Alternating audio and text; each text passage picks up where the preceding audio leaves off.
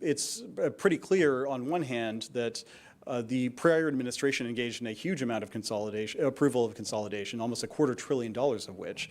And so in this case, when we're talking about business data services regulation and the relaxation of it consistent with economic principles and hard data, it seems to me that to get a complete picture of what actually portends consolidation, it's useful to look at the past. And if somebody if somebody has voted for every single merger that's been presented to the Commission for review, you can't turn around into the subsequent administration and argue that there's consolidation likely as a result of a rulemaking that's based on hard data.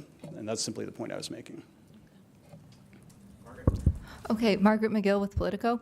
I understand that you met with some telecom trade groups earlier this month to discuss net neutrality, but there's no ex parte or other disclosure of this meeting. So I guess in the interest of transparency, can you discuss kind of what you were hoping to accomplish that meeting and what you laid out there? Well, look, I've met with a wide variety of stakeholders. Earlier this week on Monday, for instance, I was in Silicon Valley and met with executives at Facebook, at Cisco, Oracle, and Intel and other companies. And the goal here is pretty simple. I've been consistent in my view that I favor a free and open internet and that I oppose Title II.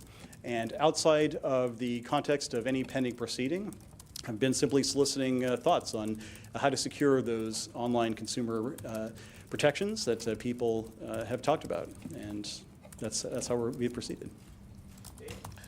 First, to follow up on Margaret's question, Dave Sherbertson from Reuters, is it fair to say that you laid out your plans on net neutrality, the rollback at that meeting with the trade groups in April, as well as the meetings you had this week? No, it is not. Again, we did not discuss the merits of any pending proceeding. And you didn't lay out any potential ways you might move forward? Again, I simply was exploring outside the context of any pending proceeding how to secure some of those principles of a free and open internet that I think most people agree on. And today, Commissioner Clyburn said your goal is deregulation at all costs. You took a couple of significant steps today on BDS, as well as UHF discount. You've talked about the national ownership cap. Can you just, and net neutrality is going to come later, can you talk sort of generally about your overall plans to deregulate the industry as well as roll back much of what the Obama-era FCC did? So the overall approach is pretty simple. It's not to deregulate or to overregulate. It's simply to take an accurate view of what the marketplace is like in a moment of time and structure a regulatory framework that will maximize the incentives for investment, for innovation, and for competition. And if in a particular marketplace we have data that suggests that a regulatory system that the FCC has had on the books for a number of years needs to be tweaked,